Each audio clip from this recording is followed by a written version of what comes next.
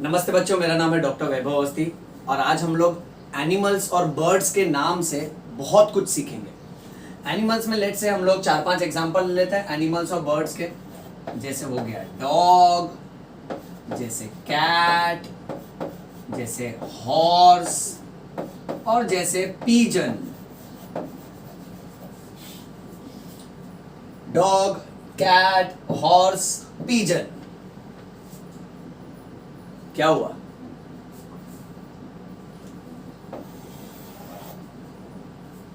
क्या नोटिस किया बेटा आपने ये नोटिस किया कि सर ने पीजन का स्पेलिंग गलत लिखा है। अब यहां कैसा होता है ना बच्चों कि सर ने 3 स्पेलिंग करेक्ट लिखा है, उस पे हमारा ध्यान नहीं गया, बट हमारा ध्यान गया इनकरेक्ट स्पेलिंग के ऊपर। Yes, so welcome back to our psychology class. In today's psychology class, me Dr. Vaibhav Avasthi, I am going to talk about positive psychology. Positive psychology में हम ये सीखते हैं कि अक्सर नेगेटिव बिहेवियर का ज्यादा इंपैक्ट होता है। ओके, इंसान से एक गलती हो जाए तो उसके जो पास्ट में जितने भी अच्छे कर्म हैं उसे निग्लेक्ट कर दिया जाता है। सो कैसे हम नेगेटिविटी को छोड़ के पॉजिटिविटी पे ध्यान दें, उस बारे में हम लोग इस चैप्टर में बात करने वाले हैं। So this chapter is talking about positive psychology. अपने आप में बहुत ही कमाल का चैप्टर है।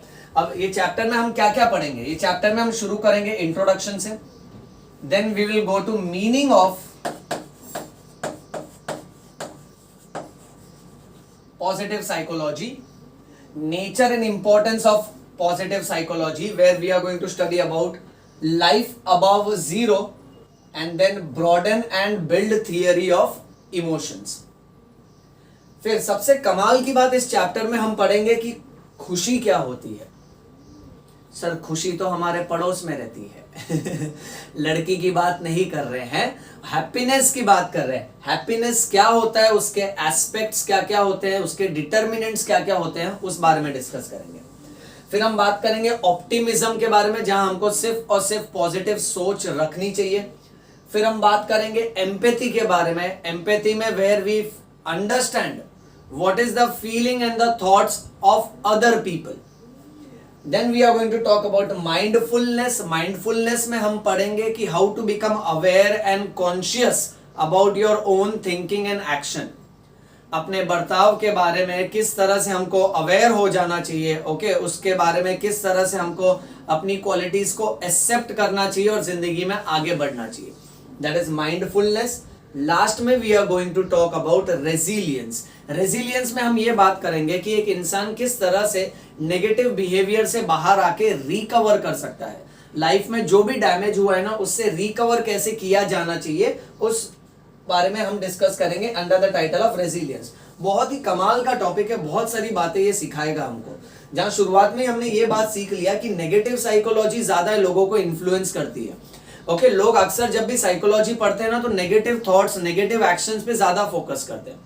डिप्रेशन क्या होता है, सैडनेस क्या होता है, एंगर क्या होता है, ग्रीफ क्या होता है, उसके साथ साथ जेलेसी क्या होती है, तरह तरह के डिजीजेस क्या होते हैं, उस नेगेटिविटी पे ज्यादा फोकस किया जाता है। बट आज हम नेगेटिव पे फोकस नहीं करेंगे, आज हम सिर्फ पॉजिटिव पे फोकस करेंगे। अब इस वाले सेशन में हम बात करेंगे इंट्रोडक्शन की। इंट्रोडक्शन में हमको यह समझना है कि we face lots of problems in time of today. आजकल की जिंदगी में हम सभी के लाइफ में परेशानी है। देखो, किसी को पैसे की परेशानी है, तो किसी को नौकरी की परेशानी है, तो किसी को हस्बैंड वाइफ के रिलेशनशिप की परेशानी है, तो किसी का कोई दुश्मनी चल रहा है, कंपटीशन चल रहा है, झगड़ा चल रहा है, जलन है किसी से। ओके, सो इस तरह तरह की दुख है, किसी की मृत्यु हो गई, डेथ हो गया। ओके, सो लाइफ में तरह तरह की प्रॉब्लम्स हैं। अब इन प्रॉब्लम्स के बीच हम ये नोटिस करते हैं कि कुछ लोग सेल्फलेस सर्विस करते हैं। सेल्फलेस सर्विस यानी समझो, जाके किसी गरीब को खाना दे दिए, जाके कबूतर को दाना दे दिए। ओके, सो इस तरह से ये लोग क्या करते हैं, सेल्फलेस सर्विस करते हैं। यानी तरह तरह के ऑर्गेनिजम्स की मदद करते हैं जिसमें इनका कोई फायदा नहीं है। और कुछ लोग ऐसे होते हैं जो इनकरेक्ट बिहेवियर को अपनाते हैं, गलत बिहेवियर को अपनाते हैं। अब ये दोनों भी एग्जाम्पल में अगर हम लोग देखें, कोई अगर गरीब की मदद करता है बिना किसी सेल्फिश मोटिव के और कोई गलत भावनाओं को अपनाता है, बट ये दोनों में अल्टीमेटली इंडिविजुअल को मिलता क्या है? हैप्पीनेस। ओके, सो कोई सिगरेट पी के खुश हो जाता है, कोई शराब पी के खुश हो जाता है, कोई गरीब को खाना दे के खुश हो जाता है, ओके, गरीब को चादर दे के खुश हो जाता है, राइट? कोई लेक्चर बना के खुश हो जाता है वो है तुम्हारे अवस्थी सर, ओके, राइट? सो ये सब में कैसे है ना, किस तरह से हमको पॉजिटिव बिहेवियर पे फोकस करना चाहिए, उस बारे में चैप्टर में हम पढ़ेंगे। पॉजिटिव साइकोलॉजी का मीनिंग क्या होता है? पीटरसन ने 2008 में कहा था, positive psychology is a scientific study of what makes life worth living. जिंदगी जीने लायक बनती है किसके कारण? हैप्पीनेस के कारण। जिंदगी जीने लायक बनती है किसके कारण? उम्मीद के कारण। जिंदगी जीने लायक बनती है किसके कारण? प्रोत्साहन के कारण। सो हैप्पीनेस, होप, मोटिवेशन, ये सारे क्या है? ये पॉजिटिव फीलिंग है which makes our life worth living. So ऐसे पॉजिटिव फीलिंग्स की पढ़ाई को बोलते हैं positive psychology. So positive psychology is defined as scientific study of what makes life worth living, ऐसा पीटरसन ने बोला था 2008 में। नेक्स्ट, मार्टिन सेलिगमैन ने कहा था, positive psychology is a scientific study of positive human functioning and its influence on multiple levels. So it is scientific study of positive human functioning, यानी इंसान का जो पॉजिटिव फंक्शनिंग होता है, उसके जो पॉजिटिव इमोशंस होते हैं वो पढ़ना है। इसमें हमको सिर्फ पॉजिटिव पढ़ना है, हैप्पीनेस पढ़ना है, सैडनेस नहीं पढ़ना है, होप पढ़ना है, डिसअपॉइंटमेंट नहीं पढ़ना है, एंगर, जेलेसी नहीं पढ़ना है, ऑप्टिमिज्म पढ़ना है, रेजिलियंस, रिकवरी पढ़ना है। तो सारे पॉजिटिव हालात के बारे में पढ़ेंगे, पॉजिटिव सोच के बारे में पढ़ेंगे, और नेगेटिव को बोल देंगे चलो निकलो आप ओके, राइट? और ये पॉजिटिव फंक्शन का हमारे मल्टीपल लेवल्स पे क्या इन्फ्लुएंस होता है, हमारे पर्सनल लाइफ पे, इमोशनल लाइफ पे, सोशल लाइफ पे, इंटेलेक्चुअल लाइफ पे, रैशनल एस्पेक्ट पे। ओके, सो अलग अलग एस्पेक्ट ऑफ लाइफ पे इसका क्या इन्फ्लुएंस होता है, उसको बोलते हैं positive psychology as per Martin Seligman. Last, अगर एग्जाम में ये नहीं जमे ना तो एक सिंपल सा डेफिनेशन लिख देना कि positive psychology study of human happiness, human strength and human growth. एकदम सिंपल, ओके? आगे बढ़ते हैं। Next, importance of psychology, importance of positive psychology. Importance of positive psychology यही कहता है that people focus more on negative qualities. जैसे अगर यहां मैंने 4 में से 3 स्पेलिंग राइट लिखा बट एक स्पेलिंग गलत लिख दिया, प्रॉब्लम। टीचर ने सारे चैप्टर्स सही सिखाए, एक चैप्टर में उसको कंफ्यूजन हो गया, एक सम सॉल्व करने के टाइम उनसे गलती होगी, बच्चा तुरंत खड़ा के बोलता है सर ये गलत है। अवस्थी सर ने लेक्चर में एक स्पेलिंग मिस्टेक कर दिया, कमेंट सेक्शन में सर स्पेलिंग गलत है, सर आपको नहीं आता है, सर आप गवार हो, सर आपका चैनल मैं छोड़ रहा हूं ओके, सो यहां क्या होता है ना बच्चों, यहां है ना हमारी एक मानसिकता बन गई है। क्यों हम लोग हमेशा नेगेटिविटी पे फोकस करते हैं? अगर सामने वाला कुछ गलती कर भी रहा है ना तो मान के चलो वो भी इंसान है, हर इंसान से गलती होती है। देखो डॉक्टरी फील्ड में भी ऐसे ही होता है, हालांकि ये फील्ड बहुत ही स्ट्रिक्टली प्रोफेशनल फील्ड होती है, बट हमारे मेडिकल फील्ड में कैसा होता है ना, ये कहा जाता है, मेरे टीचर ने मुझे बोला था, देख अवस्थी डॉक्टर यानी सफेद कोट वाला इंसान, और ये सफेद कोट पे अगर एक दाग भी लग जाएगा ना तो लोग सफेदी को नहीं देखेंगे, लोग सिर्फ उस दाग को देखेंगे। यानी people focus only on negativity and not on positivity. But इस चैप्टर में हम लोग ये पढ़ेंगे कि कैसे हम लोग ये नेगेटिविटी को निग्लेक्ट करें और सिर्फ पॉजिटिविटी पे फोकस करें। अब जैसे suppose for example let's say एक इंसान ना एक दिन बहुत गुस्सा हो जाता है, ऑफिस में सब लोगों के बीच में बहुत गुस्सा हो जाता है, 2-3 जन को सुना देता है बहुत, तो सारे लोग ना फिर उसके उस किस्से को याद रखते हैं। बट उस इंसान ने सबकी मदद की, उस इंसान ने हमेशा हंस के सबसे बात किया, उस इंसान ने लोगों का काम करके दिया, सारी अच्छी भावनाएं फिर लोग भुला देते हैं। ये बहुत जरूरी होता है बच्चों। तो आप लोग ये कभी मत करना अपने लाइफ में। हमेशा है ना, आप जिस किसी के साथ रहो, चाहे दोस्त हो, आपका भाई हो, माता पिता हो, ओके, बहन हो, या फिर आपकी वाइफ हो, बॉयफ्रेंड हो, गर्लफ्रेंड हो, ओके, जो भी आपके मित्र हैं, दोस्त है, ओके, सारे रिलेशनशिप में फोकस ओनली ऑन पॉजिटिविटी। जब भी किसी इंसान से गलती हो जाए ना, तो आप वो गलती पे ज्यादा है ना ये मत करो, आप ये सोचो कि वो इंसान ने आपके साथ पॉजिटिव क्या क्या किया, तब जाके आप उसको एक्सेप्ट कर पाओगे। पॉजिटिव साइकोलॉजी बहुत ही कमाल का टॉपिक है। यानी सपोज फॉर एग्जांपल, कई बार कैसे होता है ना, बहुत सारे लोग अपने शरीर को लेके नाखुश होते हैं, बोलते हैं यार, जैसे लेट्स से अवस्थी सर एक दिन साइको हो गया फॉर एग्जांपल। भगवान ना करे मैं साइको हो जाऊं, मैं साइको सिर्फ पढ़ाने को लेकर हूं, ओके। सो अवस्थी सर समझो एक दिन साइको हो गया। अब कैसा होता है ना कि अवस्थी सर साइको हो गया तो आईना देखता है, अब बोलता है यार मेरी नाक बहुत लंबी है, तो अब मुझे है ना मेरे नाक से तकलीफ है। बट मैं कभी ये नहीं मानता हूं कुदरत ने मेरे को आंखें दी है, मुझे अंधा नहीं बनाया, मुझे बहरा नहीं बनाया, मुझे नॉर्मल बॉडी दिया, अच्छे माँ बाप दिए। यानी मैं पॉजिटिव फीलिंग्स पे फोकस नहीं करता हूं। अच्छा घर परिवार दिया, अच्छे लोग दिए जिंदगी में, भगवान की हमेशा कृपा रही है, इस पे फोकस नहीं किया जाता है। आज के चैप्टर में आपको सिर्फ यही सीखना है, फीलिंग ऑफ ग्रेटफुलनेस। आपके पास जो जो पॉजिटिव क्वालिटी है उसके लिए शुक्र मनाओ, रादर देन नेगेटिव क्वालिटी को लेकर रोते रहना। नेगेटिव क्वालिटी को लेकर रोते मत रहो, सिर्फ पॉजिटिव पे फोकस करो।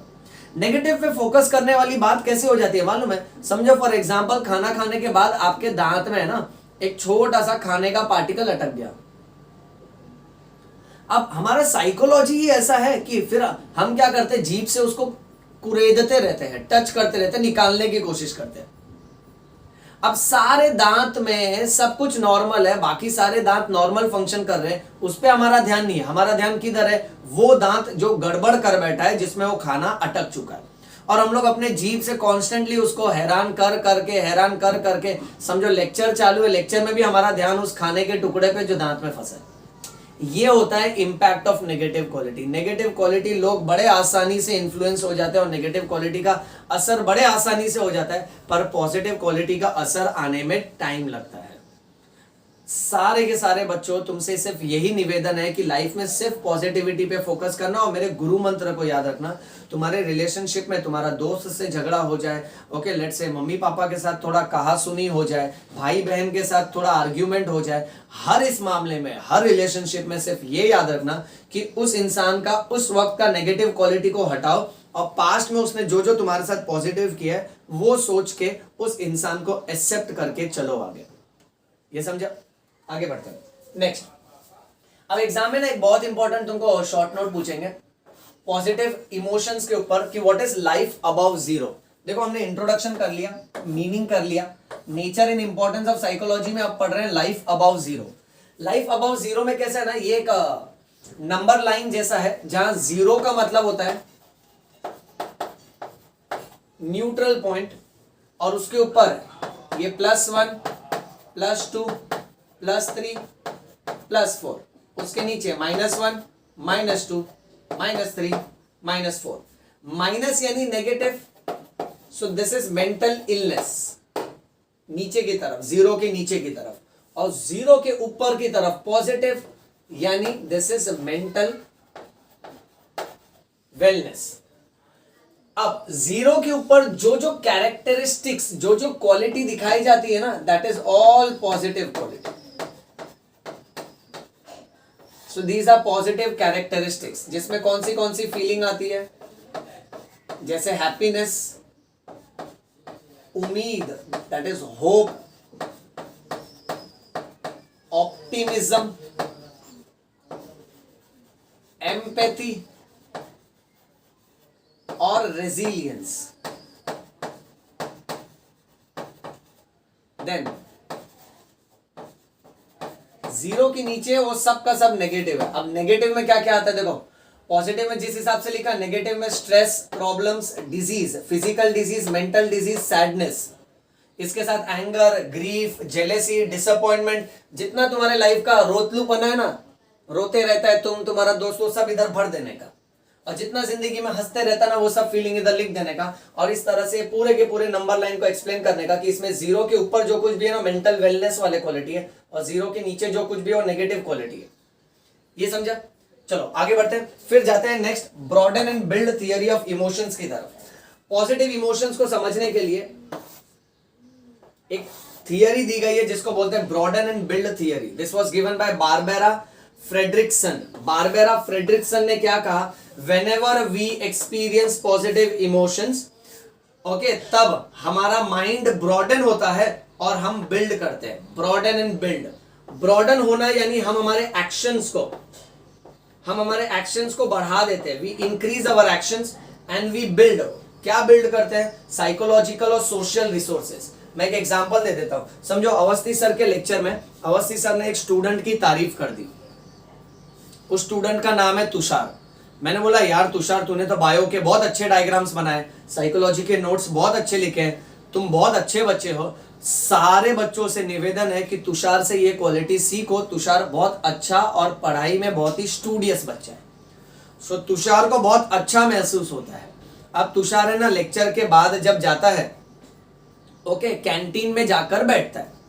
अब जब वो कैंटीन में बैठा है तो उसके दोस्त उसके साथ नहीं है, किसी कारणवश उसके दोस्त घर चले गए, वो कैंटीन में बैठा हुआ है। अब जब वो कैंटीन में बैठा है तो वहां पे वो कुछ और नए लोगों को देखता है जो उसी के क्लास के हैं, बट उसकी कभी उनसे पहले बात नहीं हुई है। तो तुषार क्या करता है ना, उनके बाजू में जाकर बैठता है और उनसे इंट्रोडक्शन कर लेता है। सोचता है कि पहले तो इनसे कभी बात किया नहीं, चलो आज इनसे बात कर लेता हूं, आज मैं अकेला हूं तो इनसे बात कर लेता हूं। सो उनसे दोस्ती कर लेता है और उनके साथ मिलकर खाना खाता है कैंटीन में। सो अब क्या हुआ, this is called as broaden and build theory. यानी तुषार ने है ना positive experience, positive emotion feel किया। अवस्थी सर ने तारीफ किया, ये पॉजिटिव इमोशंस उसने फील किया। जैसे उसने ये फील किया ना तो मन से वो बहुत खुश था। जब वो मन से बहुत खुश था ना तो उसने अपने एक्शंस को बढ़ा दिया। ये सोचा कि अब तक मैंने जिससे भी बात नहीं की है ना, मैं उससे बात कर लेता हूं। सो एक्शन को बढ़ा देना यानी ब्रॉडन करना, ब्रॉड करना, चौड़ा करना, यानी अपनी दुनिया को और चौड़ा करना। जहां मैं इतने लोगों से बात कर रहा था ना, अब मैं और लोगों से बात कर रहा हूं। सो इसने ब्रॉडन किया और बिल्ड किया। क्या इसने कमाया, क्या इसने बनाया? इसने साइकोलॉजिकल और सोशल रिसोर्सेज बनाए, यानी 4-5 नए दोस्त बना लिए। हमारे दोस्त, हमारी जान पहचान, हमारा कांटेक्ट, हमारा इन्फ्लुएंस, ये हमारा सोशल जायदाद होती है हमारी। This is our social resource. Okay, so इसको बोलते हैं ब्रॉडन एंड बिल्ड थियरी। इसको ओन वर्ड्स में इस तुषार के एग्जाम्पल के साथ एग्जाम में डिस्क्राइब कर देना। ओके, चलो इसका स्क्रीनशॉट ले लो बेटा।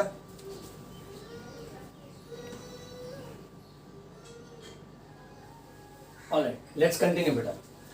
Now our next topic is happiness. खुशियों की बात करेंगे, खुशियों की बारी आई है। मस्त टॉपिक है। अच्छा बच्चों, मुझे एक बात बताओ, कमेंट सेक्शन में आप लिखो when do you feel happy, क्या करने से आपको खुशी होती है। और या तो ये लिखो which was the happiest moment of your life. जैसे मैं बता देता हूं क्या करने से मुझे खुशी मिलती है। मुझे खुशी मिलती है सिखाने से, मुझे खुशी मिलती है पेशेंट को ट्रीट करने से।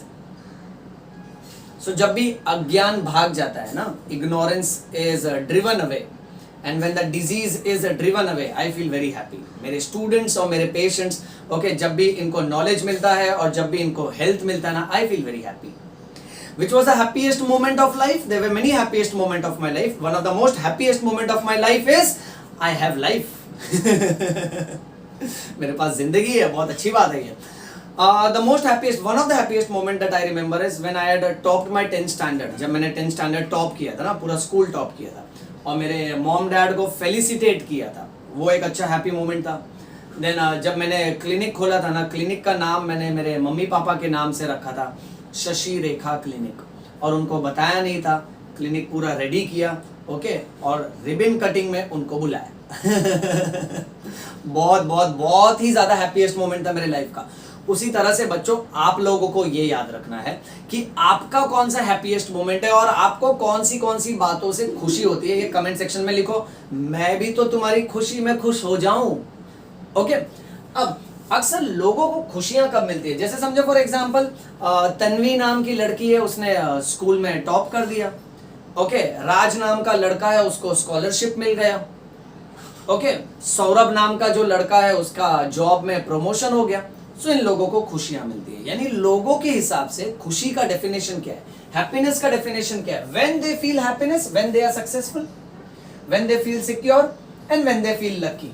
जब वो कामयाब हो जाते हैं, जब लाइफ में सिक्योर फील करते हैं कि हाँ पैसा भी अच्छा खासा है, ठीक है, कोई तकलीफ नहीं है, प्रोटेक्शन है लाइफ में अच्छा खासा, और जब वो खुद को लकी फील करते हैं, जब मान सम्मान रिस्पेक्ट फील करते हैं, तो बात ऐसी हो जाती है कि हैप्पीनेस का ना डेफिनेशन नहीं है, कोई स्पेसिफिक डेफिनेशन नहीं है हैप्पीनेस का। तुमको एग्जाम में सिर्फ इतना लिखने का, happiness is a positive emotion which is a subjective. Subjective यानी सब्जेक्ट के ऊपर डिपेंड करता है। सब्जेक्ट यानी पेशेंट, इंसान पर निर्भर करता है। हर इंसान का हैप्पीनेस का डेफिनेशन अलग अलग है। जैसे किसी से पूछो हैप्पीनेस क्या है, तो बोलता है मीठा खा लो हैप्पीनेस है, आज कुछ मीठा हो जाए, स्वीट्स खाना उसके लिए हैप्पीनेस है। किसी से पूछो आप मीठा खाओगे, वो बोलता है सी मेरे को मीठा नहीं पसंद, सो उसके लिए वो हैप्पीनेस नहीं है। सो हैप्पीनेस का डेफिनेशन, हैप्पीनेस का नजरिया अलग अलग लोगों के लिए अलग अलग है।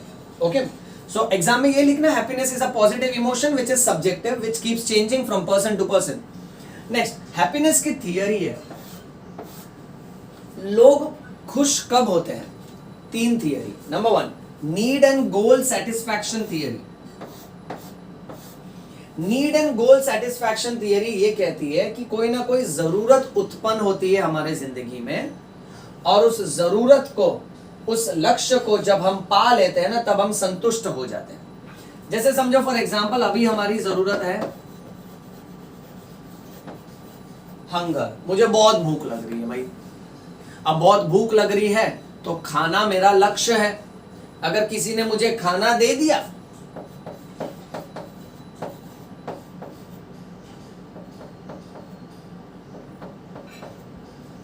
तो मैं डबल हैप्पी हो जाऊंगा। Okay, right. सो ये है नीड गोल सेटिस्फैक्शन थियरी। एग्जाम में इसको एक्सपांड करके और थोड़े वर्ड्स में इंग्लिश ग्रामर लगा के इसको लिख देना बेटा। नेक्स्ट होता है एक्टिविटी थियरी। एक्टिविटी थियरी में कोई ना कोई एक्टिविटी के वजह से इंसान खुश होता है। जैसे let's say suppose for example teaching कर करके डॉक्टर अवस्थी खुश होता है।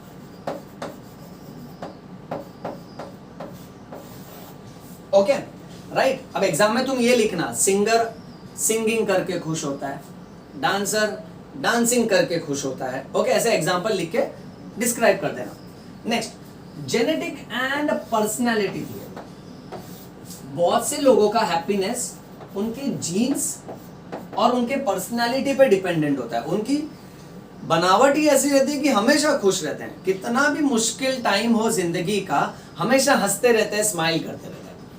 ठीक है, रास्ते से चलेंगे पूछेंगे और भाई साहब कैसे हो, मजे में, और भाभी कैसे हो, ठीक हो, राइट। सबसे हंस के बात करते हैं। ओके, सो ये होता है जेनेटिक और personality theory. Moving on, next, determinants of happiness. कौन सी बातें हमारी खुशियों को डिसाइड करती हैं? अब लोग अक्सर मानते हैं कि हेल्थ, इनकम और प्रेस्टीज, सेहत, कमाई और मान सम्मान, ये 3 इंपॉर्टेंट डिटरमिनेंट है हैप्पीनेस के। ऐसा लोग मानते हैं कि अगर कुछ लोग मानते हैं मैं सेहतमंद हूं, मेरा परिवार सेहतमंद है, कोई बीमारी नहीं है, मैं बहुत खुश हूं। कुछ लोग मानते हैं मेरी पगार करोड़ों हो गई मैं बहुत खुश हूं। कुछ लोग मानते हैं कि भाई मेरा समाज में, गांव में, जात बिरादरी में मान सम्मान बहुत ज्यादा है, मैं बहुत खुश हूं। बट ऐसा नहीं होता, ऐसा बिल्कुल भी नहीं होता है। ये जो हैप्पीनेस होती है ना, ये टेम्पररी हैप्पीनेस होती है। बट साइकोलॉजिस्ट ने ये बताया है कि लॉन्ग लास्टिंग हैप्पीनेस के लिए ना बहुत सारे फैक्टर्स होते हैं, जिसमें से आपको एग्जाम में 6 फैक्टर्स कवर करना है। पहला factor, strong and intimate social relationship. Strong and intimate social relationship, अगर आप लोगों के साथ बहुत ही स्ट्रॉन्ग रिश्ता बनाते हो, दोस्तों के साथ, जान पहचान वाले लोगों के साथ, ओके, तो यही लोग आपको मुसीबत के टाइम पे मदद करेंगे, मुसीबत के टाइम पे आपके साथ खड़े रहेंगे। सो ये आपके हैप्पीनेस को डिसाइड करता है, ठीक है। जो लोग एकदम आइसोलेट हो जाते हैं ना, दोस्ती यारी से दूर हो जाते हैं, दोस्त छोड़ देते हैं उनको, अकेला पड़ जाता है ना, वो इंसान खुश नहीं होता है। ओके, सो पहला है strong and intimate social relationship. दूसरा है ऑप्टिमिज्म। ऑप्टिमिज्म का मतलब होता है उम्मीद। आप जिंदगी में हमेशा उम्मीद लगाए रखते हो ना, इसको इंग्लिश में लिखना है ओन वर्ड्स में, okay, when you are always hopeful in your life. Okay, जब आप सारी की सारी मुसीबतों को एक अपॉर्चुनिटी, एक चैलेंज की तरह लेते हो ना, और इस उम्मीद से आगे बढ़ते हो कि कभी ना कभी अच्छा होगा, हर अंधेरी रात के बाद सूरज का प्रकाश जरूर आएगा। Okay, that is optimism. So वो भी आपकी खुशियों को डिसाइड करता है। Self esteem. सेल्फ एस्टीम बहुत ज्यादा आपके सेल्फ कॉन्फिडेंस को डिसाइड करता है। कौन सा कॉन्फिडेंस? Self confidence. सो ये बहुत ही ज्यादा आपके सेल्फ कॉन्फिडेंस को डिसाइड करता है। सेल्फ एस्टीम का मतलब ये होता है कि आपका कितना आत्मसम्मान है, आप खुद को कितना मान सम्मान देते हो, that is called as self esteem. आप खुद की नजर में कैसे हो। अगर आप खुद की नजर में खुद को सही मानते हो ना, खुद को बहुत काबिल मानते हो ना, तो आप जिंदगी में हमेशा आगे बढ़ोगे, आपका कॉन्फिडेंस हमेशा ऊंचा रहेगा। पर अगर आप खुद ही खुद को बोलते हैं तू तो हारा हुआ है, ए तुमसे ना हो पाई, ए चलो सामान बांध के गाँव चले जाते हैं जाना नहीं, कोरोना चल रहा है okay, right. So self esteem हमेशा हाई होना चाहिए बेटा।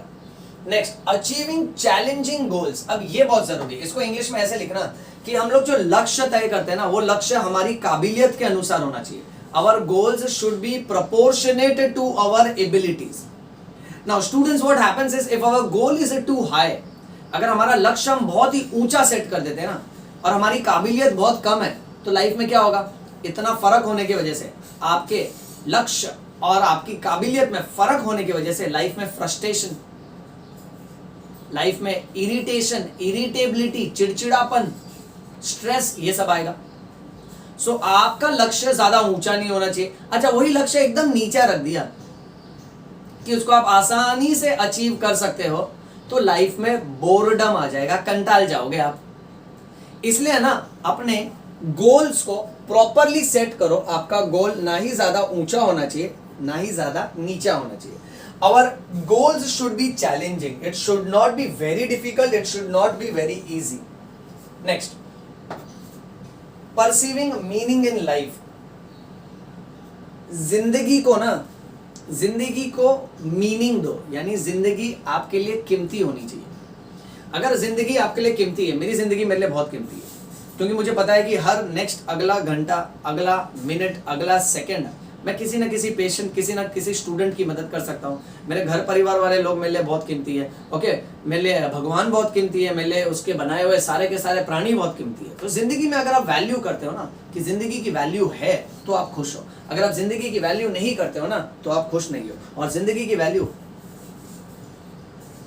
डॉक्टर से ज्यादा किसे पता। हम जब डिलीवरी करवाते हैं, बच्चे को पैदा होते हुए देखते हैं, ऑपरेशन करते हैं, ऑपरेशन के बाद सक्सेसफुल ऑपरेशन देखते हैं, ओके, तो आईसीयू में जब पेशेंट को लड़ते हुए देखते हैं, तो हमको पता है कि हैप्पीनेस क्या होता है, जिंदगी का क्या मीनिंग होता है, जिंदगी के क्या मायने होते हैं। Perceiving the meaning in life. Okay, next, perspective that world is an opportunity and not a threat. अगर हमारा ये पर्सपेक्टिव यानी सोच, अगर हमारी ये सोच बन जाए कि ये दुनिया ना एक मौका है, ना ही खतरा। बहुत सारे लोग बोलते हैं यार दुनिया खतरा है, यार लोग बहुत बुरे हैं, दुनिया बहुत बुरी है, रोते रहते हैं हमेशा, तो हमेशा नाराज होते हैं, नाखुश होते हैं। पर जो लोग ये मानते हैं कि बुराई को छोड़ो यार, पॉजिटिव पे ध्यान दो, दुनिया एक मौका है, अपॉर्चुनिटी है, इस अपॉर्चुनिटी को हासिल करो, अपने मकसद को हासिल करो। If you perceive that world is an opportunity and not a threat, then you will be happy for ever.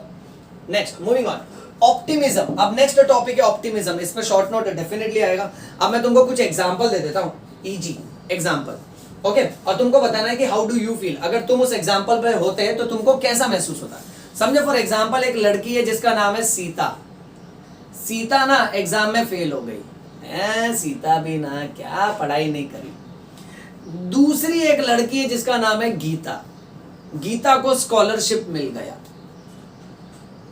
तीसरा एक लड़का है जिसका नाम है तरुण। तरुण को है ना जॉब में प्रमोशन मिल गया। अब मेरी बात ध्यान से सुनो, सीता फेल हो जाती है, गीता को है ना स्कॉलरशिप मिल जाता है, तरुण जो है ना, तरुण को जॉब में प्रमोशन मिल गया। तो जाहिर सी बात है सीता दुखी है, ये दोनों सुखी है।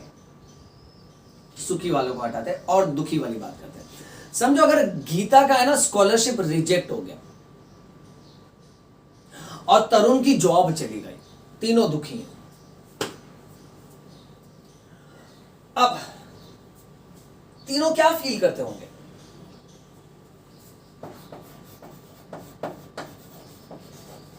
होपलेस, उम्मीद ही नहीं है।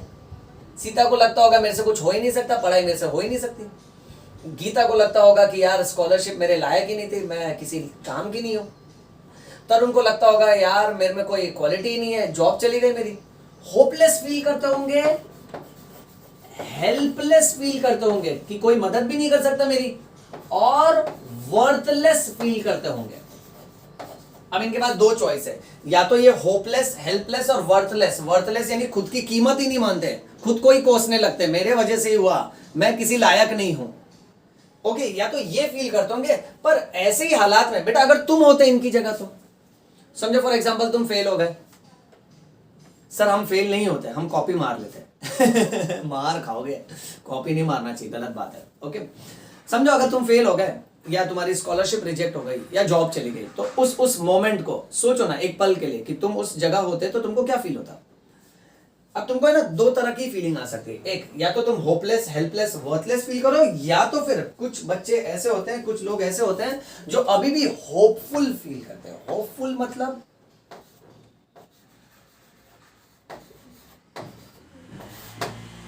चेंज आएगा, बदलाव आएगा, मेरे हालात सुधरेंगे, इसको बोलते हैं होपफुल। कुछ कुछ लोग चैलेंज्ड फील करते हैं। चैलेंज यानी दे say that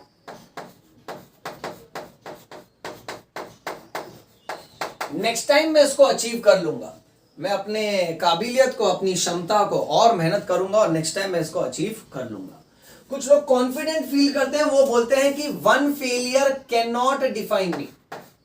one failure can not define मी। एक बार नाकामयाब होने से इसका यह मतलब नहीं कि मैं हारा हुआ हूं, मैं लूजर हूं। ये समझा बेटा? ओके, अब है ना ये बात को अच्छे से दिमाग में बैठा लो। यानी ऐसे हालातों में कुछ लोग ऐसा फील करते हैं। अब जो लोग ऐसा फील करते हैं ना, ये सारी इमोशन, ये सारी भावनाएं कैसी हैं? ये नेगेटिव फीलिंग है। ऐसे लोगों को हम बोलेंगे पेसिमिस्ट। और ये सारी भावनाएं कैसी हैं? ये पॉजिटिव इमोशन है। ऐसे लोगों को हम बोलेंगे ऑप्टिमिस्ट। सो अभी थोड़ी देर में हम ऑप्टिमिस्ट वर्सेस पेसिमिस्ट पढ़ेंगे। ओके, फादर ऑफ ऑप्टिमिज्म, यानी हमेशा हमको पॉजिटिव सोचना चाहिए। ये किसने सबसे पहली बार डिस्क्राइब किया था ऑप्टिमिज्म? फादर ऑफ ऑप्टिमिज्म कौन है? Martin Seligman.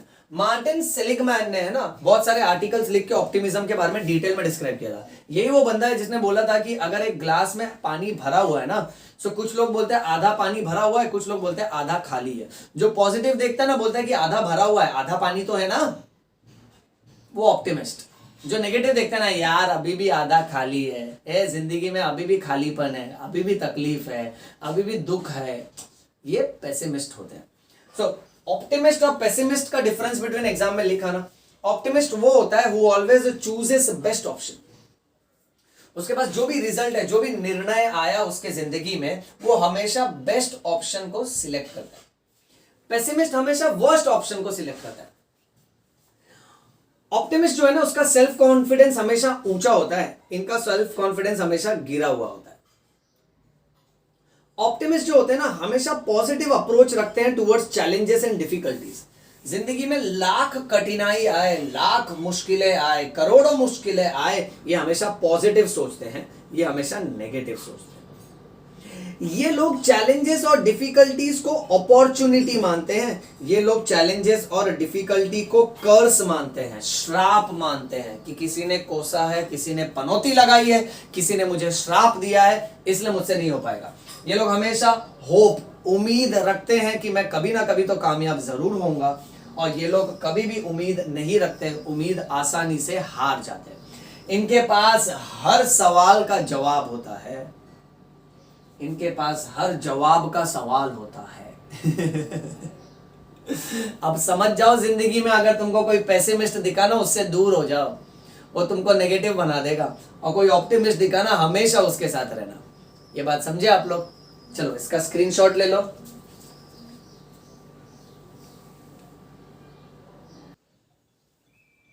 ऑलराइट, चलो बच्चों, now let's continue with the next section. Suppose for example, तुम्हारा एक फ्रेंड किसी डांस कंपटीशन में जीत जाता है। तुम्हारा कोई फ्रेंड नीट एग्जाम क्लियर कर जाता है, जिसके लिए उसने बहुत मेहनत की थी। सो डॉक्टरी की एग्जाम क्लियर कर जाता है, डांस कंपटीशन जीत जाता है। या समझो फॉर एग्जांपल, लेट्स से तुम्हारा एक दोस्त है जो नया घर खरीदता है और उस घर के लिए उसने एक एक रुपया बड़े मेहनत से जोड़ा था। अब ये सिचुएशन में डांस कंपटीशन जीतना, मेडिकल एंट्रेंस एग्जाम क्रैक करना, या तीसरा दोस्त जो नया घर खरीदता है, तो इनको जो फील हो रहा है ना, और तुमको जो फील होगा, क्या वो सेम होगा कि अलग होगा? मान के चलो तीनों दोस्त तुम्हारे काफी करीब के बेस्ट फ्रेंड्स है तुम्हारे। तो तुमको नहीं लगता बच्चों, उनको जितनी खुशी होगी तुमको भी उतनी ही खुशी होगी, क्योंकि तुम शुरुआत से देख रहे थे, इसने डांस कंपटीशन के लिए बड़ी मेहनत की थी, जीत गया है, कितना खुश हो रहा होगा। इसने मेडिकल एंट्रेंस एग्जाम के लिए रात दिन एक कर दिया था। इसने नया घर खरीदने के लिए नाइट शिफ्ट किया था, पाई पाई रुपया ये जोड़ रहा था। करेक्ट?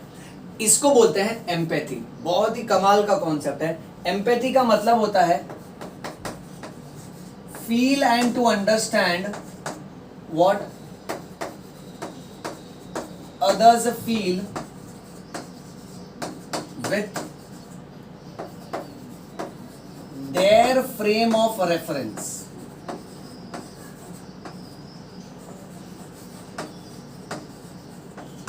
यानी लोग क्या महसूस कर रहे हैं ना, उनके नजरिए से आप वो महसूस करो, उसको बोलते हैं एम्पैथी। कोई डांस कंपटीशन जीता ना, तो उसने कितनी प्रैक्टिस की थी उसके लिए, फिर जाके जीता, तो उसकी खुशी को आप फील कर सकते हो। इस फीलिंग को बोलते हैं एम्पैथी। बहुत ही कमाल का टॉपिक है। सिमोन बैरन एंड कोहेन, इन्होंने बोला था कि एम्पैथी के ना 3 कंपोनेंट होते हैं। एक होता है कॉग्निटिव एम्पैथी, दूसरा होता है इमोशनल रिएक्टिविटी, और तीसरा होता है social skills. Cognitive empathy is perspective taking, इसका दूसरा नाम है perspective taking। यहां पे हम लोग cognitive ब्रेन का इस्तेमाल ज्यादा करते हैं। So this involves brain power। इसका कॉमनेस्ट एग्जाम्पल एग्जाम में ये लिख देना कि doctor understands the part of illness. जब तुम जाके डॉक्टर को बोलते हो कि डॉक्टर मुझे किडनी स्टोन है और कल रात को मुझे बहुत पेट दुख रहा था और आजू बाजू में कोई डॉक्टर अवेलेबल नहीं था, ओके, अच्छा है आपने फोन उठा लिया, ओके, इतनी रात को, और मुझे ना टैबलेट बता दी, मैं मेडिकल से लाके टैबलेट खाया, दर्द कम हो गया। अब इतनी रात को भी तुमने फोन उठाया, और जब तुम सुनते हो, हम डॉक्टर जब सुनते हैं ना कि अच्छा ठीक है इसको ये तकलीफ हो रही है, सो हम वो इलनेस को समझते हैं।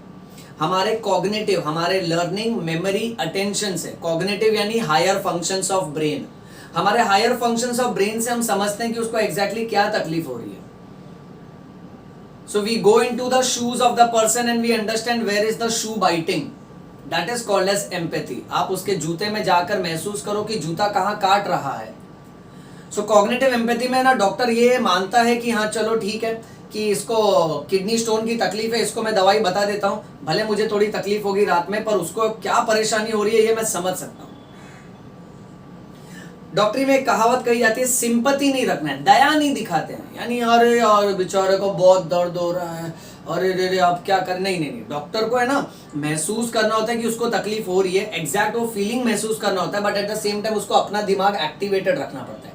जब हम सिंपैथी में जाते हैं ना, डॉक्टर्स जब इमोशनल हो जाते हैं, सिंपैथी में जाते हैं ना, तो सही दवाई नहीं लिख पाएंगे, इसलिए वो एम्पैथी में रहते हैं। एम्पैथी यानी महसूस करते हैं उसको क्या महसूस हो रहा है, पर ज्यादा दया वया ये सब नहीं दिखाते, रोने नहीं लगते, और तेरे को तकलीफ हो रहा है डॉक्टर भी रोने लगा, नहीं, ऐसा नहीं होता है। सो डॉक्टर समझता है उस बात को, that's cognitive empathy. Emotional reactivity, directly feeling what others feel, सामने वाला क्या फील कर रहा है ना, वो आप directly same to same feel कर रहे हो। ये फीलिंग विसरल फीलिंग होती है, गट फीलिंग होती है, यानी अंदरूनी शरीर से, अंदरूनी मन से आती है ये फीलिंग। और ये फीलिंग अगर आपकी और सामने वाले की सेम हो गई ना, तो आप दोनों का बॉन्डिंग बहुत स्ट्रांग हो जाएगा। समझो for example, let's say building में अगर किसी की डेथ हो जाती है, तो आपको डायरेक्टली फील हो रहा है, इमोशनल रिएक्टिविटी, अरे यार इसके फादर की डेथ हो गई, इसको बहुत तकलीफ हो रहा होगा, मैं उस जगह पे होता तो मुझे कितनी तकलीफ होती थी। फिर आप क्या करते हो ना, उसके घर में जितने मेहमान आते हैं सबका ख्याल रखते हो, ओके, खाने पीने का बंदोबस्त करके देते हो, और उसको अच्छी जॉब लगवा के देते हो, उसको पैसे से भी मदद करते हो। अब आप ये क्यों कर रहे हो? क्योंकि आपको पता है उस टाइम पे फादर का ना होना, घर में कमाई ना होना, घर में कितनी तकलीफ होती होगी। अब इसलिए आपका और उनका जो बॉन्डिंग बनेगा ना, बहुत स्ट्रांग बनेगा। तो कल को आपको अगर किसी चीज की तकलीफ या फिर कोई जरूरत का मौका आएगा ना, तो आपका और इसका रिश्ता मजबूत है, ये हमेशा आपके साथ रहेगा, ये याद रखो। Okay, that is emotional reactivity. Then social skills, social skills में remember, here we feel what the other person is feeling, but there is always an instantaneous and spontaneous reaction to help the person. So social skills में क्या है ना, हम सामने वाले की तकलीफ महसूस करते हैं पर हम तुरंत जाके उसकी मदद करते हैं। That is social skills, the third component of empathy. बहुत ही ज्यादा इंपॉर्टेंट पॉइंट। एम्पैथी रखने से है ना आपका विश्वास बढ़ता है, इट बिल्ड्स ट्रस्ट। और कैसा होता है ना, अगर आप सामने वाले के हालात, उसकी परिस्थिति को समझोगे ना, और फिर आप बोलोगे या बिहेव करोगे, तो कैसा आपका और इसका विश्वास अटूट हो जाएगा। Extremely important. डॉक्टर पेशेंट का रिलेशनशिप ट्रस्ट के ऊपर निर्भर करता है, क्योंकि डॉक्टर सेंस करता है सामने वाले को सही में क्या परेशानी है। Okay, moving on next. Empathy is the key to successful relationship. बहुत बहुत बहुत इंपॉर्टेंट लाइन लिख दिया है अवस्थी सर ने यहाँ पे। अगर तुम्हारा किसी भी तरह का रिश्ता खराब हो रहा है किसी के साथ, तुम्हारे दोस्त के साथ तुम्हारा रिश्ता खराब है, तुम्हारे भाई के साथ तुम्हारा रिश्ता खराब चल रहा है, तुम्हारे बहन के साथ, मामा के साथ, मामी के साथ, भाभी के साथ, अंकल के साथ, आंटी के साथ, ठीक है, बीवी के साथ, पति के साथ, अगर तुम्हारे रिश्तेदारी में, संबंध में अगर स्ट्रेस आ रहा है और तुम्हारा रिश्ता कमजोर हो गया है, टूटने को है या रिश्ता टूट चुका है, तो याद रखो तुम में किस बात की कमी थी?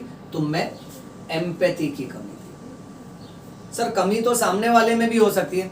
देखो, एक विद्वान इंसान, विजडम वाला इंसान, वाइज मैन क्या सोचता है? वो ये सोचता है कि सामने वाले की गलतियां मत देखो, पहले खुद पे काम करो। हम जैसे होते हैं ना, दुनिया वैसी ही नजर आती है। गलतियां हम में होती है तो हमको सामने वाले में नजर आती है। अगर मेरे चश्मे के ऊपर क्रैक है ना, तो मुझे ऐसा लगेगा कि सामने वाले के ऊपर क्रैक है, बट नहीं, ये तो मेरे नजरिए पे क्रैक है। सो मैं जिसको भी देखता हूँ मेरे को लगता है ये भी टूटा हुआ है, ये भी टूटा हुआ है, इसमें भी डिफेक्ट है, इसमें भी डिफेक्ट है, पर डिफेक्ट तो मेरे चश्मे में ना। ये बहुत जरूरी बात होती है बच्चों। अब अगर रिश्तेदारी को मजबूत करना है ना, तो एम्पैथी रखो, यानी आप है ना एक पल के लिए अपने शरीर, अपने मन से निकल के सामने वाले के शरीर और मन में जाओ और फिर हालात को समझो। Feel what others feel, that's empathy. बहुत ही कमाल का टॉपिक है। ओके, अगर इस नजरिए से अब सामने वाले से समझो गलती हो गई, तुम उसको डांट रहे हो, इतना डांट दिए ना कि उसको बहुत बुरा लग गया, एक दो बातें ऐसे बोल दी ना कि उसके दिल पे लग गई। अब तुम सोचो अगर तुम उस जगह पे होते और तुमसे वो गलती है ना अनजाने में हुई है और कोई तुमको इतना बुरा बोल दे, यहां एम्पैथी का बहुत इंपॉर्टेंट रोल है। आगे, क्या आप जानते हो न्यूरल फाउंडेशंस ऑफ एम्पैथी के बारे में? न्यूरल फाउंडेशन ऑफ एम्पैथी ने अभी अभी न्यू रिसर्च चालू किया है, रिसेंट रिसर्च है, नया रिसर्च है, जहां साइकोलॉजिस्ट और साइंटिस्ट लोग ने ये देखा है कि दिमाग में ना मिरर न्यूरॉन्स होते हैं which gives identical emotional reaction, यानी दिमाग के कुछ न्यूरॉन्स का हिस्सा, कुछ न्यूरॉन्स का झुंड, उसको मिरर न्यूरॉन्स बोला है। यानी तेरी जो तकलीफ है ना, सो मेरे दिमाग में मिरर न्यूरॉन्स है, तो मैं तेरी तकलीफ के बारे में सोचता हूं ना, तो मुझे भी वही महसूस होता है जो तुझे महसूस हो रहा है। सो ये मिरर न्यूरॉन्स जो है ना, ये सेम रिएक्शन देते हैं जो रिएक्शन तेरा आ रहा है, जो तू फील कर रहा है, जो तू महसूस कर रहा है, सेम चीज मैं महसूस करता हूं। सो मेरा रिस्पॉन्स आइडेंटिकल क्यों है? क्योंकि मेरे दिमाग में ये मिरर न्यूरॉन्स है। अब दिमाग के कौन से हिस्से एम्पैथी को कंट्रोल करते हैं? ब्रेन एम्पैथी एरिया में एक तो आता है सेंसरी मोटर एरिया, दूसरा इंसुला और तीसरा सिंगुलेट कॉर्टेक्स। ये दिमाग के अलग अलग हिस्सों का नाम है, इसको बाय हार्ट कर लेना। Sensory motor area, insula and cingulate cortex, ये एम्पैथी एरिया है।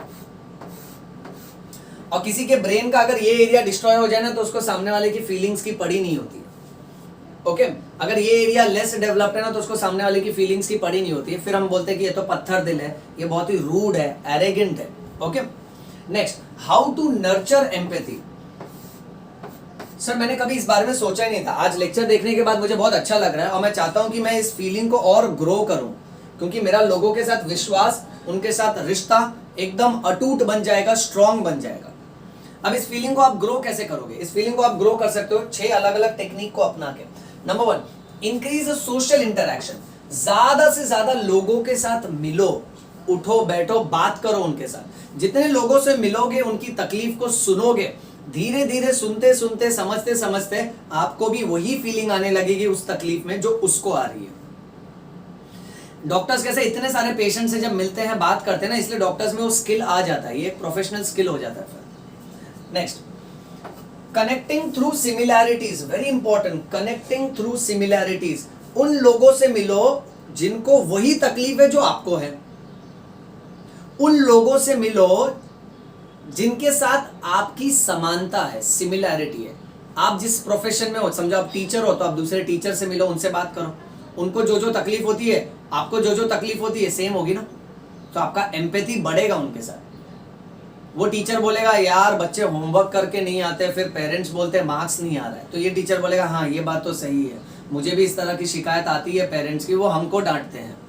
बट जबकि बच्चा होमवर्क नहीं करता है इसलिए मार्क्स नहीं आता है, प्रैक्टिस नहीं करता है। सो ये सिमिलर लोगों से मिलो। अब तुम जैसे अगर नीट कर रहे हो, मेडिकल एंट्रेंस एग्जाम की तैयारी कर रहे हो, तो बाकी के मेडिकल एंट्रेंस वाले बच्चों के साथ मिलो। उनको क्या परेशानी आ रही है, अरे तुमको क्या परेशानी आ रही है, तो तुम एक दूसरे की मदद बेहतर कर पाओगे। अवस्थी सर क्यों बायोलॉजी पढ़ाने में इतने उत्सुक होते हैं? क्योंकि Awasthi sir has gone through what you are going through.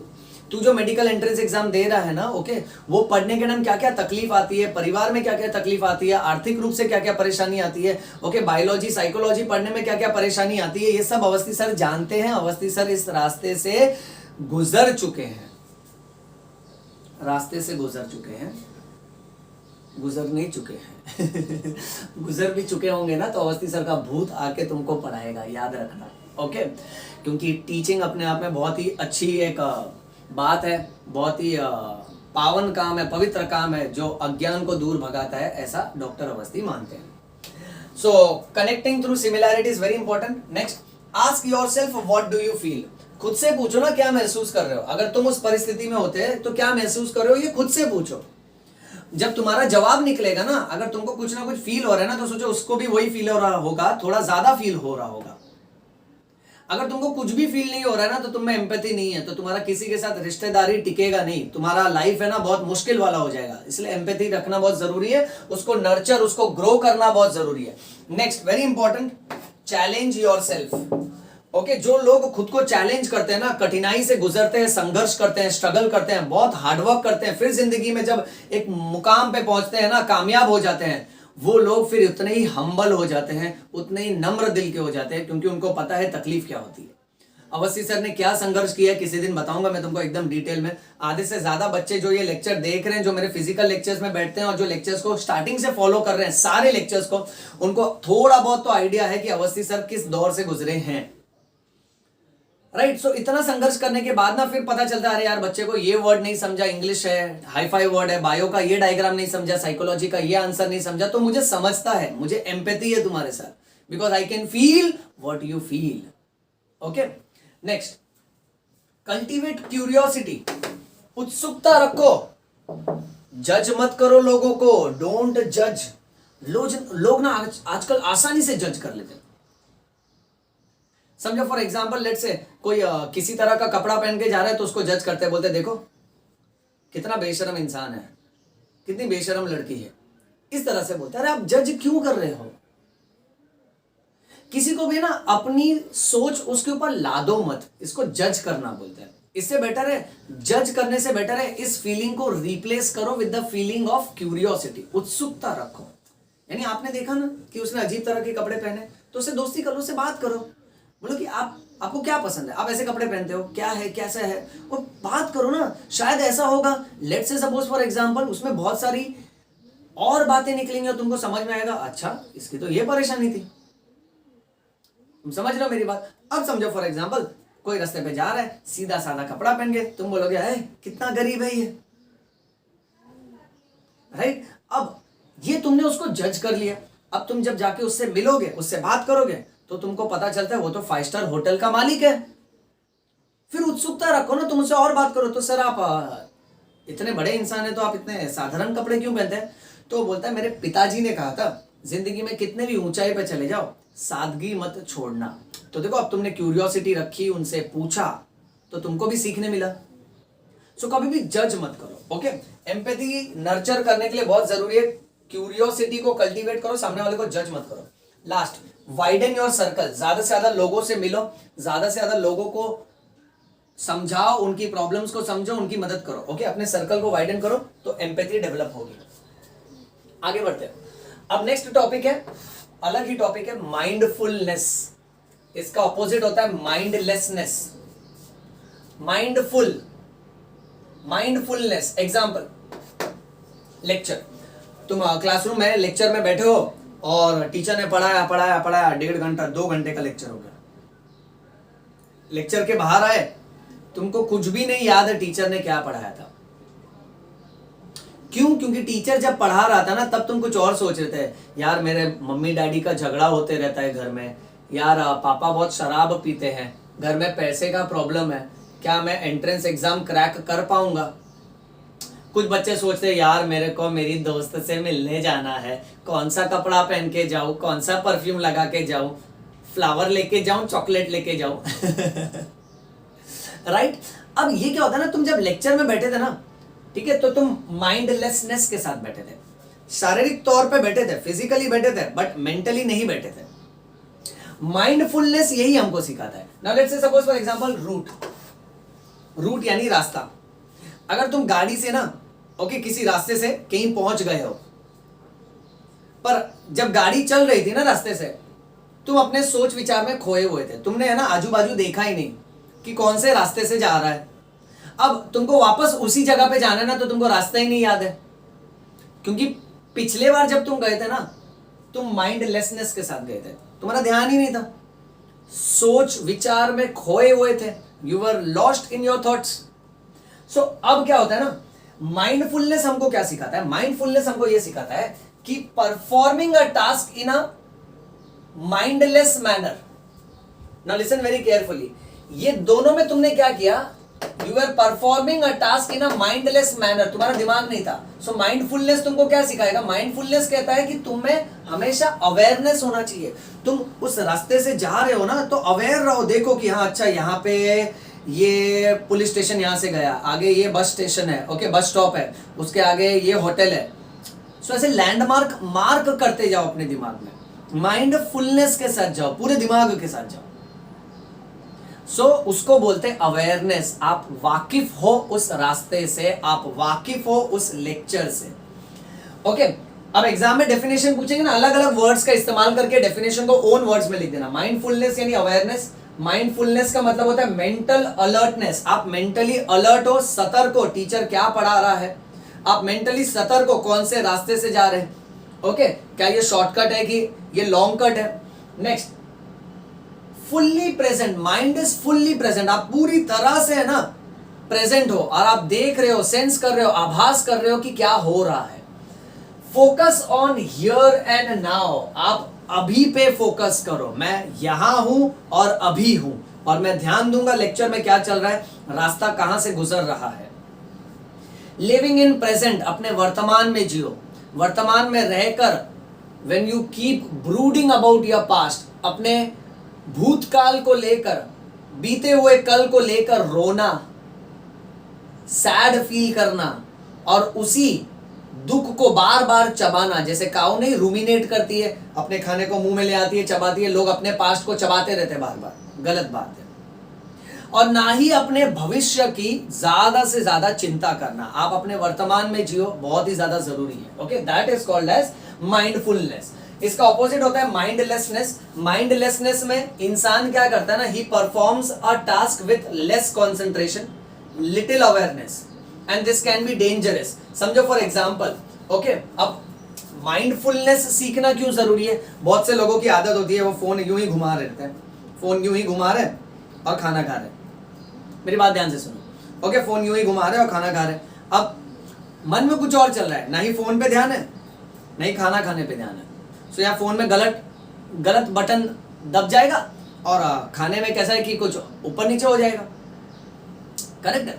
So mindfulness जरूरी है। आप ध्यान दो ना, अगर आप फोन घुमा रहे हो तो यूं क्यों घुमा रहे हो? आप देखो ना आप क्या कर रहे हो और क्यों कर रहे हो। अगर आपने टर्न किया ना तो क्या आपको नहीं पसंद है, अच्छा आपने फिर नेक्स्ट फोटो देखा, आपको पसंद है तो आपने लाइक किया। सो कोई भी बटन नहीं दबाना है।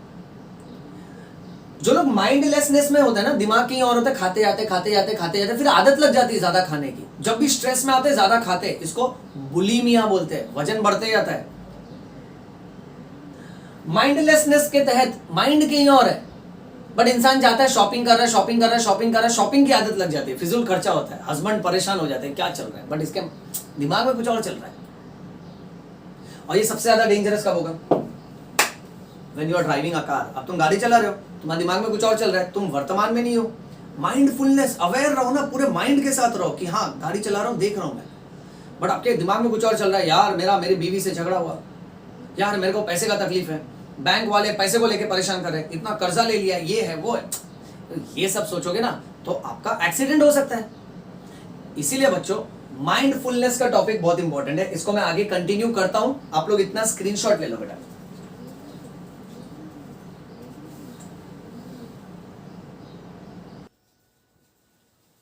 ऑलराइट, सो माइंडफुलनेस क्या होता है? माइंडफुलनेस यानी पूरे माइंड के साथ, पूरे मन के साथ। जब भी अवस्थी सर बोलते हैं ना मन लगा के पढ़ो, यानी जब पढ़ रहे हो ना तो पूरे मन के साथ ध्यान दो उस पर। ओके, अब माइंडफुलनेस मेडिटेशन होता है। बुद्धिस्ट फिलॉसफी कहती है कि मेडिटेशन, ध्यान लगाने से ना हमारा माइंडफुलनेस बढ़ता है, हमारी जागरूकता, सतर्कता, अलर्टनेस बढ़ता है बेटा। Okay, meditation can increase your mindfulness. Meditation का बेसिक आइडिया क्या है? Number 1, unwanted thoughts will consume your mental energy. ज्यादा सोच विचार करते हैं ना, फालतू के ख्यालात, फालतू का सोच विचार, फालतू का डर, फालतू का फ्यूचर एंजाइटी, ये हमारी एनर्जी को खा जाता है। नेक्स्ट, इट कैन डिस्ट्रैक्ट अस। हम वर्तमान में जो कर रहे हैं ना, ओके, वो काम से, उस लक्ष्य से हमको भटका सकता है। सो जो हमको भटकाता है उसी को भटका देने का। Distract your distractions. Okay, next, अब मेडिटेशन करने के लिए सिट इन कंफर्टेबल पोजीशन। आप कंफर्टेबल पोजीशन पे बैठ जाइए। जरूरी नहीं कि आप पैर मोड़ के बैठे, हाथ यूं करके बैठे, जरूरी नहीं। जो कंफर्टेबल पोजीशन लगता है उस पोजीशन पे आप बैठ जाइए। आप अपनी आंखें बंद कर लो, keep your eyes closed and focus on your breath. 2 minute के लिए ना आंख बंद करके दिमाग शांत रख के अपनी सांसों पे फोकस करो। इस बीच में ख्यालात आएंगे, फ्यूचर के ख्यालात आएंगे, मेरी नौकरी का क्या होगा, मेरी बीवी का क्या होगा, झगड़े का क्या होगा, परिवार का क्या होगा, सेहत का क्या होगा, कमाई का क्या होगा, एग्जाम का क्या होगा, प्रमोशन का क्या होगा, दुश्मनी है, कंपटीशन है, ये सब का क्या होगा। सो ऐसे जो ख्यालात आएंगे ना, थॉट्स जो आएंगे, उसको नोटिस करो। ओके, नोटिस देम, नोटिस करो। हाँ ठीक है, मैं आंख बंद करके बैठा हूं, सांसों की तरफ ध्यान दे रहा हूं, ख्याल आ रहे हैं तो मैंने नोटिस किया, but notice them without judgement. There should be no judgement. जज मत करो उसको, सोचो मत उसके बारे में ज्यादा। ख्याल आया, ठीक है, हाँ तुम आए, ओके फाइन, बट उसको जज मत करो एंड डोंट स्टॉप देम। वो ख्यालों को रोको भी मत, आता है आने दो। तुम धीमे से gently focus on your breath. So या तो अपने सांसों पे ध्यान दो, या तो सबसे बेस्ट मैं ये मानता हूं कि आप आंख बंद करके जो भी आपके देवी देवता हैं उनको 2 मिनट के लिए याद करो और रेदर अपनी सांसों पे ध्यान दे दे के ये कहो कि हे प्रभु, इनहेलेशन के माध्यम से जब मैं सांस अंदर ले रहा हूं ना, तो मैं आपके सारे के सारे पवित्र गुण अपनाना चाहता हूं। मैं आपकी पॉजिटिविटी, आपके विल पावर, ओके, आपके सारे के सारे आशीर्वाद को अपनाना चाहता हूं। और मैं अपनी सांसों को जब बाहर फेंक रहा हूं ना, तो अपने गुस्से को, अपने टेंशन को, अपना मान सम्मान, मेरा धन जायदाद, जो कुछ भी है वो मैं आपको अर्पित करता हूं। 2 मिनट के लिए ये करते रहोगे ना, बहुत शांत हो जाएगा। It can decrease your stress, it can decrease your anxiety, it can decrease your frustration, and it can make you calm and happy. दिमाग से एकदम शांत कर देगा और तुमको खुश कर देगा। इसको बोलते हैं माइंडफुलनेस। बहुत ही ज्यादा इंपॉर्टेंट टॉपिक है। लोगों को कैसा है ना, साइकोलॉजी में ये सारे छोटे छोटे पॉइंट्स पता ही नहीं होते, इसलिए लोग है ना अपने जिंदगी में ज्यादा कामयाब नहीं हो पाते। माइंड को स्टडी करोगे ना, माइंड को कंट्रोल करोगे ना, तो पूरा का पूरा तुम्हारा जो लाइफ है ना, उसको तुम कंट्रोल करने लगोगे। बहुत इंपॉर्टेंट है, क्योंकि माइंड बहुत पावरफुल होता है। नेक्स्ट, लास्ट टॉपिक है रेजिलियंस। रेजिलियंस यानी हम सब अपनी जिंदगी में ना किसी प्रॉब्लम में फंसते हैं। आप अपने जिंदगी में ना एक ऐसे इंसान को पकड़ो जिसके लाइफ में ना बहुत बड़ी प्रॉब्लम आई हो। समझो उसके कोई नियर एंड डियर वंस का डेथ हो गया, परिवार में किसी की मृत्यु हो गई, या उसकी नौकरी चली गई, ओके, या लेट से भूकंप में परिवार वाले मारे गए, ओके, कोई नेचुरल कैलेमिटी हुआ, फ्लड्स हुआ, ओके, और लेट से किसी ना किसी तरह का बहुत बड़ा प्रॉब्लम हुआ उसके लाइफ में। अब उससे पूछो कि आप इस प्रॉब्लम से निकले कैसे।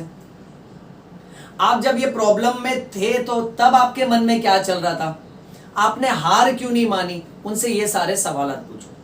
आप ये सारे के सारे सवाल पूछोगे ना जब उनसे, ओके, तो आपको पता चलेगा ये मुश्किल हालातों में भी लड़ के निकल आए हैं। इसको बोलते हैं रेजिलियंस। रेजिलियंस माइंड की एक ऐसी पावर होती है जो आपको बाउंस बैक करवाती है अपने डे टू डे लाइफ में। अवस्थी सर के सारे स्टूडेंट्स जानते हैं कि Awasthi sir is also one of the example जहां उनके लाइफ में काफी ज्यादा प्रॉब्लम रही थी, काफी ज्यादा प्रॉब्लम है और काफी ज्यादा प्रॉब्लम आते रहेगी। बट हमको रुकना मना है। Just like blood we have to keep circulating.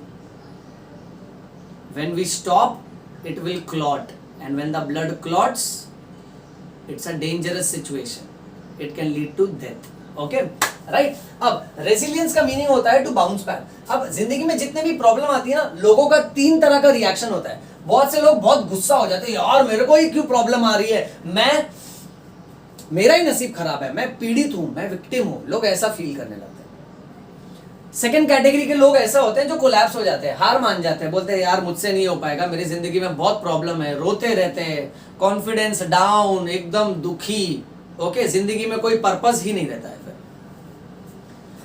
तीसरे कैटेगरी के लोग बहुत कमाल के होते हैं, अपसेट होते हैं, दुखी होते हैं, but they face the problem head on. बहुत ही दृढ़ निश्चय के साथ उस मुसीबत का सामना करते हैं, स्ट्रांग होके, फिजिकली नहीं, मेंटली स्ट्रांग होके कि हाँ मुसीबत आई है पर मैं उसका डट के सामना करूंगा। Okay, so they face it head on and they have a very positive mental outlook, और इसके वजह से ना दे इमर्ज स्ट्रॉन्गर देन बिफोर, पहले से भी ज्यादा ताकतवर हो जाते हैं। जहां वो मानते हैं कि जिंदगी का जो सेटबैक है ना, उसमें सेटबैक जरूरी नहीं है, मुझे जो झटका लगा ना लाइफ में वो जरूरी नहीं है, मेरा बाउंस बैक ज्यादा जरूरी है। इस एबिलिटी को बोलते हैं रेजिलियंस। अच्छा, इसका ये मतलब नहीं कि ये इंसान दुखी नहीं होते, ये दुखी होते हैं। इसका ये मतलब नहीं इनको तकलीफ महसूस नहीं होती, इनको तकलीफ महसूस होती है।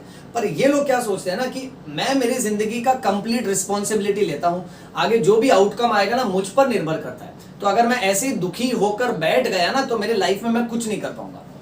इस ability to recover, this ability to come out of problem is called as resilience. इसको ओन वर्ड्स में एग्जाम में डिस्क्राइब करना अलग अलग एग्जाम्पल के साथ। रेजिलियंस का इंपॉर्टेंस क्या है? जिसका रेजिलियंस ज्यादा होता है ना, वो जिंदगी में हर प्रॉब्लम से रिकवर कर जाते हैं, और जिसका रेजिलियंस कम होता है ना, उनका सेल्फ कॉन्फिडेंस, आत्मसम्मान, सेल्फ एस्टीम, सारा का सारा उत्सुकता सब कम हो जाता है, and they are always in distress. अगर आप किसी भी प्रॉब्लम से निकलना चाहते हो ना, रेजिलियंस को बिल्ड करना चाहते हो ना, तो आपको 7C पर फोकस करना पड़ेगा। 7C। First C is competence. Competence means ability to know a work. अपनी क्षमता को पहचानो कि आप क्या कर सकते हो, क्या नहीं कर सकते हो, और जो कर सकते हो ना उस पर फोकस करो, that is competence. Number 2, confidence, believe in yourself, खुद पे विश्वास रखो, खुद पे विश्वास रखो कि आप कर सकते हो। जब जब आपको ऐसा लगेगा ना कि आप नहीं कर सकते हो, आईने के सामने खड़े हो जाओ, खुद का नाम लो। जैसे जब जब मुझे ऐसा लगेगा ना यार मैं अच्छा लेक्चर नहीं ले सकता हूं, मैं आईने के सामने खड़ा हो जाऊंगा, मैं बोलूंगा वैभव तुम कर सकते हो और तुम बहुत अच्छा करोगे, तुम करके तो देखो। बहुत जरूरी है बच्चों, कॉन्फिडेंस रखो। ओके, नेक्स्ट कनेक्शन, कनेक्शन रखो। कनेक्शन में सबसे इंपॉर्टेंट कनेक्शन होता है फैमिली। फैमिली सबसे बड़ा सपोर्ट होता है हमारा। फैमिली है, फ्रेंड्स है और कम्युनिटी है, इनके साथ कनेक्शन रखो, बहुत काम आता है। नेक्स्ट कैरेक्टर, कैरेक्टर में ना आपके चरित्र में आपको पता होना चाहिए जिंदगी में क्या सही है क्या गलत है। You should have a sense of right and wrong and you should have integrity. आपका है ना एक डिसिप्लिन होना चाहिए, चीप हरकतें नहीं करना है हमको जिंदगी में। हमारी इंटीग्रिटी है कि हम है ना एक सिद्धांतवादी पुरुष है, हम मॉरल्स और प्रिंसिपल्स के हिसाब से चलते हैं। और जो इंसान की जिंदगी में उसको सेंस ऑफ राइट और रॉन्ग और इंटीग्रिटी मालूम है ना, वो इंसान कभी भी रुकेगा नहीं, वो लाइफ में हमेशा आगे बढ़ेगा। नेक्स्ट कंट्रीब्यूशन, हमेशा ना कंट्रीब्यूट करते रहो, कुछ ना कुछ पॉजिटिव कंट्रीब्यूट करो। जैसे अगर मैं टीचर हूं ना तो मेरा कंट्रीब्यूशन क्या है, मैं समाज को शिक्षित कर रहा हूं। मैं अगर डॉक्टर हूं ना तो मेरा कंट्रीब्यूशन क्या है, मैं समाज की सेहत सुधार रहा हूं। ओके, सो कंट्रीब्यूशन करते रहो, बहुत जरूरी है। Coping, coping means to come out of problem. Okay, so coping mechanism होना चाहिए, हम प्रॉब्लम्स को लेकर बैठे नहीं रहेंगे, नहीं तो फिर क्या जिंदगी कैसे ना कि पीछे छूट जाएगी। ओके, उसके बाहर आना है और बेहतर परफॉर्मेंस देके अच्छे से अच्छे रिजल्ट को हासिल करना है, कामयाब होना है। लास्ट कंट्रोल, जो आउटकम होगा ना उसको कंट्रोल करो, ये जिंदगी में बहुत ज्यादा जरूरी है। रेजिलियंस यानी आप प्रॉब्लम से बाहर आ रहे हो, आप जिंदगी में बाउंस बैक कर रहे हो। और जब बाउंस बैक कर रहे हो ना, आपके लिए बहुत ही ज्यादा जरूरी है ये जानना कि आपकी लाइफ आपके कंट्रोल में है, आपका बिहेवियर, आपका थॉट, सब कुछ आपके कंट्रोल में है। ओके, तो खाली पॉजिटिव बातों और पॉजिटिव हरकतों पर फोकस करो, नेगेटिव को निग्लेक्ट करो। Last, types of resilience. Resilience 3 तरह का होता है। एक होता है साइकोलॉजिकल रेजिलियंस, जो इंडिविजुअल के मेंटली अलग अलग एस्पेक्ट्स के साथ डील करता है। एक होता है इमोशनल रेजिलियंस, जो इमोशनली वो इंडिविजुअल कैसे उस प्रॉब्लम से बाहर आता है ना उसके साथ डील करता है। यानी बहुत से लोग है ना मेंटली बाहर आ जाते हैं, मेंटली यानी थॉट वाइज, मेमोरी अच्छा है, ओके, काम पे जा रहा है, काम कर रहा है बराबर, मेंटली ठीक है, बट इमोशनली अभी भी दुख है उसको। सो दुख से भी बाहर आओ, इमोशन से भी बाहर आओ, ठीक है। लास्ट, फिजिकली, बॉडी वाइज भी बाहर आना है, बॉडी वाइज हेल्दी रहना है, ताकि हमको किसी भी तरह की चिंता, दुख सताना नहीं चाहिए। And last very important, community resilience, जहां पर ग्रुप ऑफ पीपल ना किसी प्रॉब्लम से बाहर आते हैं। समझो बाढ़ आ गई या भूकंप आ गया या फिर समझो आग लग गई, ओके, बिल्डिंग जल गई पूरी। सो बिल्डिंग में जितने भी लोग थे ना, उनका घर, उनका प्रॉपर्टी, उनके नियर एंड डियर वंस, प्यारे लोग, सदस्य सब मारे गए। सो ये लोग पूरा, ये झुंड कैसे बाहर आता है ना उस प्रॉब्लम के। जैसे वॉर हुआ, वॉर तो सबसे बुरा होता है फॉर कम्युनिटी रेजिलियंस, पूरी कंट्री के लोग, उनको बाहर आना होता है। क्योंकि कैसा होता है, लड़ाई होने के बाद, लड़ाई से किसी का फायदा नहीं होता है, लड़ाई होने के बाद कैसा है ना, पैसे का बहुत नुकसान होता है, बीमारी बहुत फैलती है, हत्या बहुत होती है। ओके, सो उससे बाहर आना, जब झुंड में लोग बाहर आते हैं ना किसी प्रॉब्लम से, उसको बोलते हैं कम्युनिटी रेजिलियंस। आखिरी एक बहुत इंपॉर्टेंट गुरु मंत्र दे रहा हूं, तुम्हारी जिंदगी में अगर कभी भी कोई भी प्रॉब्लम है ना और तुमको ये लग रहा है कि तुम उससे बाहर नहीं आ पा रहे हो, तो ये सोचने का, पहले ये पहचानो कि do you have a problem in your life. Answer क्या रहेगा, या तो यस या तो नो। साइकोलॉजी का लास्ट लेक्चर है, ध्यान दे दो। एक बहुत अच्छा गुरु मंत्र बता रहे हैं डॉक्टर वैभव अवस्थी। जिंदगी में कोई तकलीफ है, हां या ना। अगर नहीं है ना तकलीफ,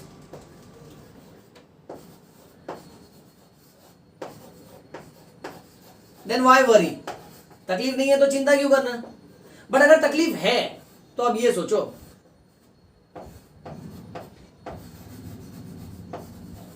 can you do anything about it और you cannot do anything about it. अगर कोई परेशानी है ना तो उस परेशानी को सुलझाने के लिए आप कुछ कर सकते हो या नहीं कर सकते हो। अगर कुछ कर सकते हो और वो तकलीफ दूर हो सकती है, अगर आप कुछ कर सकते हो ना, देन व्हाई वरी, चिंता क्यों करना। आप कर सकते हो ना तो कर दो उसको। बट अगर आप कुछ नहीं कर सकते हो ना, ऐसी कोई तकलीफ है उसके बारे में आप कुछ नहीं कर सकते, आपको मालूम है कि आप विवश हो, कुछ नहीं किया जा सकता उसका, तो उसका सोल्यूशन है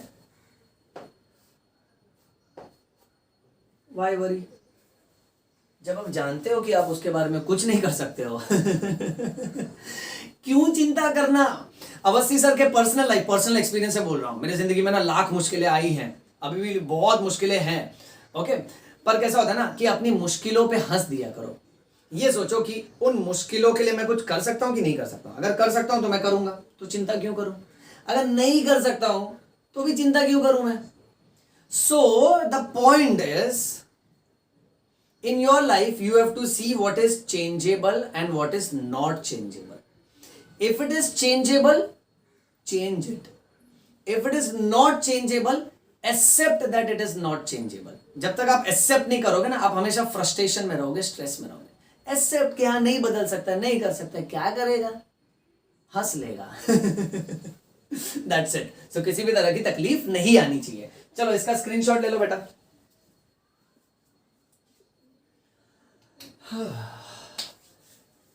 थक गए सिखा सिखा के, लिया।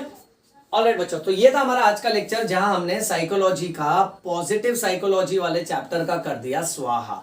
मैं उम्मीद करता हूं ये सारे लेक्चर्स आपको समझ में आए हैं। इसका प्रॉपर नोट्स बना लो, और बीच बीच में जो एग्जांपल मैं बोलता हूं ना उसको शॉर्ट में लिख लो, चाहिए तो हिंदी में लिख लो या इंग्लिश में लिख लो, और एग्जाम में उसको एक्सपांड करके फुल टू फुल डिस्क्राइब कर देना है। एक एक पॉइंट के अंदर भी मैं जो जो पॉइंट बोलता हूं ना हर टाइटल के अंदर, ओके, उसको भी अपने ओन वर्ड्स में डिस्क्राइब करो, ठीक है।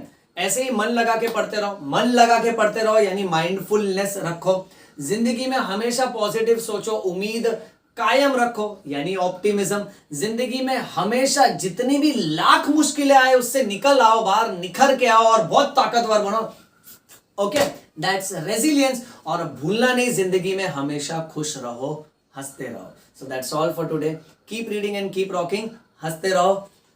थैंक यू सो मच, नमस्ते।